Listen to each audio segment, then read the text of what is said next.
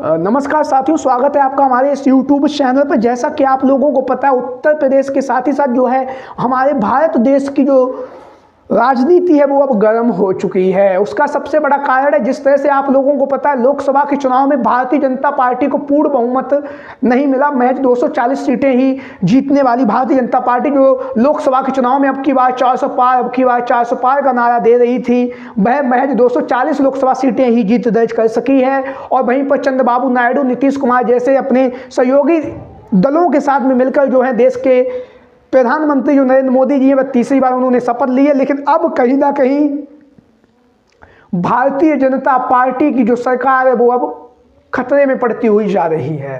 केंद्र की मोदी सरकार पर खतरा मंडराने लगा है, और खतरा मंडराने का जो सबसे बड़ा कारण है वो नीतीश कुमार और चंद्रबाबू नायडू, और इनसे भी बड़ा कारण है जो है जिन्होंने इस प्रक्रिया की शुरुआत की है, वो है देश के गृह मंत्री अमित शाह। देश के गृह मंत्री अमित शाह के द्वारा जिस तरह से जो है सदन में बाबा साहब भीमराव अंबेडकर को लेकर जो बयान दिया गया है, जहां पर जो है अमित शाह के द्वारा कहा गया है कि जितना आप भीम भीम भीम करते हैं, उतना ही अगर आप भगवान का नाम लेते, प्रभु का नाम लेते, तो आप सीधा स्वर्ग पहुंच जाते।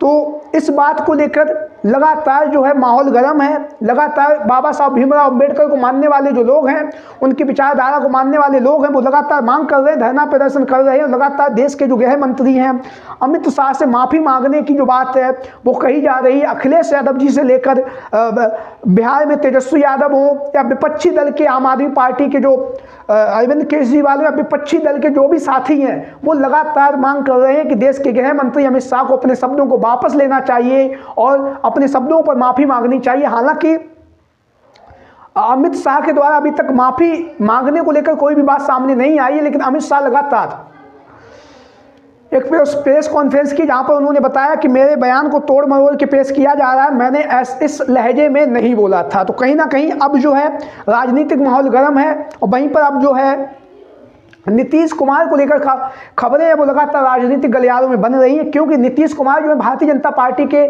सहयोगी दल हैं, उनके वर्तमान समय में 12 सांसद भी जो है मोदी जी के अपना समर्थन दिए हुए हैं। तो कहीं ना कहीं अब जो है नीतीश कुमार, जैसा कि आप लोगों को पता है, इंडिया गठबंधन बनने से पहले नीतीश कुमार जो थे उन्होंने ही इंडिया गठबंधन बनाने की शुरुआत की। हालांकि जब इंडिया गठबंधन बन गया, अखिलेश यादव जी के पास में नीतीश कुमार भी आए, और अखिलेश यादव जी ने कहा अगर नीतीश कुमार मेरे पास नहीं आते तो मैं इंडिया गठबंधन में शामिल नहीं होता। लेकिन नीतीश कुमार ने ही बाद में वहां से पलटी मार के एनडीए गठबंधन में पहुंच गए। लेकिन अब जो है बिहार में विधानसभा का चुनाव है, ऐसी स्थिति में नीतीश कुमार की जो स्थिति है वो कहीं ना कहीं काफ़ी ज़्यादा महत्वपूर्ण भी है। और जब से हम आपको बताते चले, नीतीश कुमार जैसा कि आप लोगों को पता है, पिछड़ों की राजनीति करते हैं, दलितों की राजनीति करते हैं, अल्पसंख्यकों की राजनीति करते हैं। ये जो लोग हैं ये नीतीश कुमार को वोट देते हैं, और कहीं ना कहीं नीतीश कुमार भी इनके वोट को लेकर कहीं ना कहीं बिहार के मुख्यमंत्री और देश की राजनीति में अपना अहम योगदान भी रखते हैं। तो ऐसी स्थिति में जहां पर देश के गृह मंत्री अमित शाह ने बयान दिया है, तो अब जो है उस बयान के बाद जो नीतीश कुमार लगातार खामोश बनाए हुए हैं, और खामोशी बनाए होने के साथ साथ लगातार नीतीश कुमार जो हैं सही समय का इंतजार कर रहे हैं।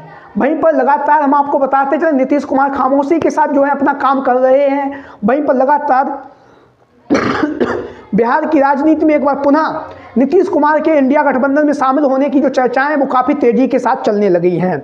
उसका कारण ये है क्योंकि नीतीश कुमार जो है भारतीय जनता पार्टी के किसी भी नेता से ना तो मिल रहे हैं, ना ही किसी से कोई भी कार्यक्रम कर रहे हैं, ना ही किसी के बीच में जा रहे हैं। वहीं पर नीतीश कुमार को हम आपको बताते चले, जहाँ पर भारतीय जनता पार्टी लगातार कह रही कि हम जो है बिहार का विधानसभा का चुनाव नीतीश कुमार के नेतृत्व में लड़ेंगे, नीतीश कुमार को ही मुख्यमंत्री बनाएंगे, चाहे उनका एक भी विधायक जीते या ना जीते। लेकिन हम आपको बताते चले, भारतीय जनता पार्टी ने जिस तरह से महाराष्ट्र के विधानसभा का चुनाव को एकनाथ शिंदे को सामने रखकर चुनाव लड़ा, लेकिन जब भारतीय जनता पार्टी को प्रचंड बहुमत मिला तो उसने देवेंद्र फडणवीस, जो भारतीय जनता पार्टी के पूर्व में मुख्यमंत्री रह चुके हैं, भारतीय जनता पार्टी के नेता, तो उन्हें ही जो है मुख्यमंत्री बनाया। तो ऐसी स्थिति में नीतीश कुमार जो हैं भली भांति से भारतीय जनता पार्टी की चाल को समझ रहे हैं, और लगातार नीतीश कुमार जो हैं भारतीय जनता पार्टी से अब दूरियां बनाए हुए हैं, और आगामी समय में इस तरह की जो राजनीति है उसको भी समझ रहे हैं। अगर बिहार में भारतीय जनता पार्टी के साथ में नीतीश कुमार जाते हैं, और अगर नीतीश कुमार की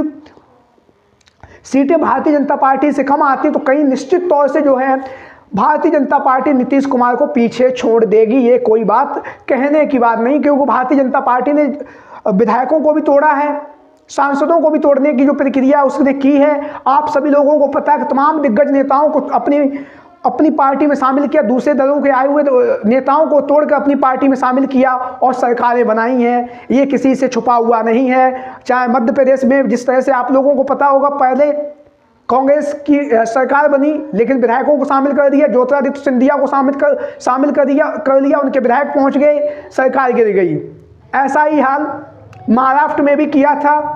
भारतीय जनता पार्टी ने जो थे इंडिया अलायंस के जो नेता थे उनके विधायकों को ही तोड़ लिया और महाराष्ट्र में सरकार बनाई। तो कहीं ना कहीं नीतीश कुमार यह जो बात है वो अच्छी तरह से समझते हैं कि अगर भारतीय जनता पार्टी को पूर्ण बहुमत नहीं मिला और अगर भारतीय जनता पार्टी की सीटें उनकी पार्टी की सीटों से ज़्यादा आई तो निश्चित तौर से भारतीय जनता पार्टी जो है, नीतीश कुमार की जो पार्टी है जेडीयू, उसके विधायकों को तोड़कर अपनी सरकार बना लेगी। तो कहीं ना कहीं नीतीश कुमार पीछे हो जाएंगे। तो कहीं ना कहीं अब जो राजनीतिक गलियारों में चर्चाएं चल रही हैं, नीतीश कुमार जो है इंडिया गठबंधन में शामिल हो सकते हैं और इंडिया गठबंधन में शामिल होने के साथ ही साथ जहां पर बिहार में जो महागठबंधन है उस गठबंधन के साथ में मिलकर जो है नीतीश कुमार चुनावी मैदान में उतर सकते हैं। लगातार राजनीतिक गलियारों में चर्चाएं बनी हुई हैं। वहीं पर तेजस्वी यादव के द्वारा भी जो है ऐलान किया गया है कि आगे देखते हैं क्या स्थितियां होती हैं। अगर चाचा को साथ में लेने की जरूरत पड़ेगी, चाचा आना चाहेंगे तो हम लोग बैठकर उस पर बात भी कर लेंगे। तो लगातार नीतीश कुमार की जो स्थिति है वो कहीं ना कहीं भारतीय जनता पार्टी के लिए अब काफ़ी ज़्यादा महत्वपूर्ण हो चुकी है, क्योंकि नीतीश कुमार अगर भारतीय जनता पार्टी का साथ छोड़ते हैं तो बिहार में तो भारतीय जनता पार्टी सरकार नहीं बना पाएगी और केंद्र की जो मोदी जी की सरकार है वो सरकार भी गिर जाएगी, क्योंकि अरविंद केजरीवाल के द्वारा चंद्रबाबू नायडू और नीतीश कुमार को जो है पत्र लिखे गए हैं और बाबा साहब भीमराव अंबेडकर के अपमान को लेकर भी उन्होंने कहा कि आप लोग इन बाबा साहब भीमराव अंबेडकर को मानने वाले लोग हैं तो कृपया अमित शाह ने जिस तरह से जो बयान दिया उस पर आप लोग गहनता से विचार करें और भारतीय जनता पार्टी को जो आप सहयोग दे रहे हैं उस सहयोग पर एक बार विचार विमर्श जरूर करें। तो आप लोगों की क्या राय है बिहार की राजनीति को लेकर? सभी साथी कमेंट बॉक्स के माध्यम से अपनी राय, अपने विचार जरूर दें और बिहार में क्या नीतीश कुमार एक बार फिर पलटी मारेंगे? आप लोगों की इस पर जो भी राय हो कमेंट बॉक्स में बताएं। आज की वीडियो में इतना ही। जय हिंद, जय भारत।